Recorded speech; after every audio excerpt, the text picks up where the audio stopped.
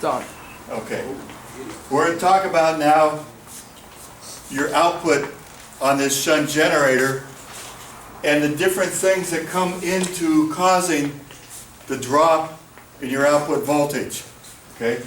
We're going to have armature reaction, IR drop, and loss of magnetism. You might get an idea based on what we're talking about. If the output voltage starts dropping, we're going to have some magnetism loss. The magnetic field is going to reduce. If our output voltage drops, our magnetic field is going to drop, so the output voltage is going to drop a little bit more. Okay? We look at this. Our total current on a shunt generator is equal to shunt field current, IF, plus your load current, IL. Okay? If I close this switch, and I find I've got 5 amps through that load, what's my total current coming from this generator here? We know before at 120 volts we had what? 240 milliamps? Yeah. Right? So my total current is 0.24 plus 5 gives me 5.24 of total current. You cannot forget this contribution here. It is small, but you still have to count it. Okay? 240 milliamps, 5 amps. If I close this switch here, now we've got 10 amps. I'm sorry, 5 amps to this one. Our total load current is 10. Our total generator current, 10.24. Pardon me? Is this in parallel? Right. Never mind. Okay. It's all right. That's so sad. It's okay. All right. Now if you look at our output voltage, as our load current increases, our voltage on our shunt generator will slowly drop. Okay? 3 things that go into that. We've got our armature reaction contribution, our IR drop, and our loss of magnetism. Okay, I keep talking about this IR drop. Okay, where's this IR drop? I times R. I times R. What is I times R? Voltage. Now, our armature. What's our armature made out of? Iron. Copper, wire, metal. Remember the frame? We had the large frame, and what do we have wound around that? Copper wire. Wire and wire and wire and wire and wire. Lots of wire, right? Okay? Does that wire, does it have any resistance associated with it? Yes. Yeah, it does. Okay? Depending on the size of the wire, it either has a lot of resistance or a little bit of resistance. Right? So what if we have inside here an internal resistance of 1.5 ohms? 1.5 ohms. What I'm going to do is I'm going to come across here. I'm going to change your diagram a little bit. Okay? I'm going to move the brush out here, and I'm going to show an internal resistor of 1.5 ohms. Okay?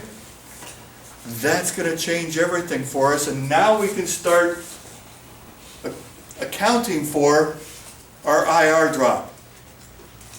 We have our I of IT, our R of 1.5 ohms. Can you now calculate our generator losses inside here? Okay? Our generator is generating EA, or for our armature. Okay?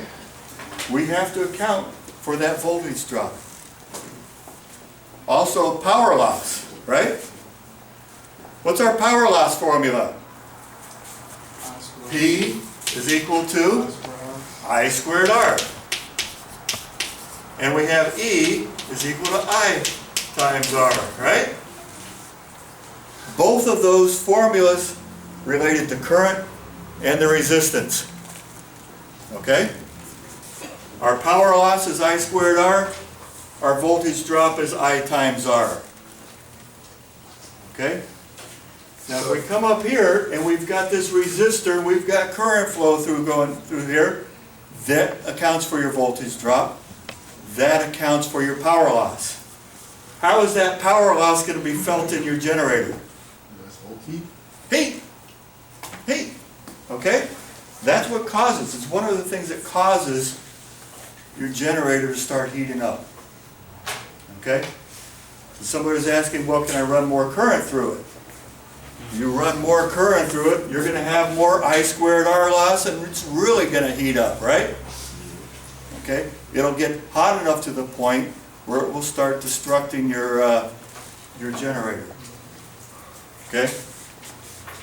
Now, I'm going to redo this, and I'm going to draw this out as a combination circuit. Okay? I know you guys hate combo circuits, but you're going to see where it comes from.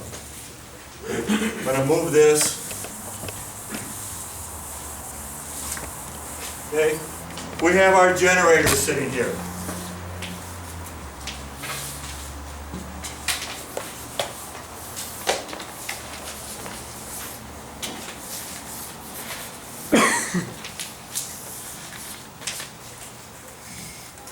This generator here is your power supply. We have 1.5 ohms. Over here we had 500 ohms. Over here we have 5 amps. Okay? We know we're generating 120 volts here. What's left over for our load after our IR drop here? Okay? We know we had over here, we were looking at that, and we were saying, well, let's put out here 120 volts right there. So we're not generating 120 volts. We know our load voltage is 120 volts. Okay? Everybody with me on that? Okay. So if I'm 120, 500 with 240 milliamps. Correct? Mm-hmm. We have 120 volts here because they're in parallel, right? Yes. 5 amps. What do we have over here? We have 5.24 amps. What is our voltage drop across that resistor? And again, that voltage drop is your internal armature drop. Right? Somebody punch that in the calculator for me? 7.86. 7.86? Okay. We have 7.86 volts. Now if you guys remember from combination circuits, we have 2 resistors in parallel, 120 volts each, right? In series with a resistor that's got a 7.86 volt drop. What's the voltage coming from our power supply? 247.86. 120 plus 7.86. Okay? These two are in parallel, so they're the same voltage, right? We only count them once. Okay? Then we have our 7.86 volts, so our generator, EA, is equal to 120.78, whoops, 127.86 volts. So our generator is actually, under this load condition, generating 127 volts. If we work it backwards like that. Okay? But I told you we were rated for 120 volts. A little different situation here is now we have to sit there and calculate this backwards the other way, saying that we were generating 120 volts and seeing what the reality is outside here. Okay? Again, throw you guys out the combination circuit. Okay? It's a combo circuit, right? Yeah. Okay. Do this another way. Go ahead and turn it off and I'll start all over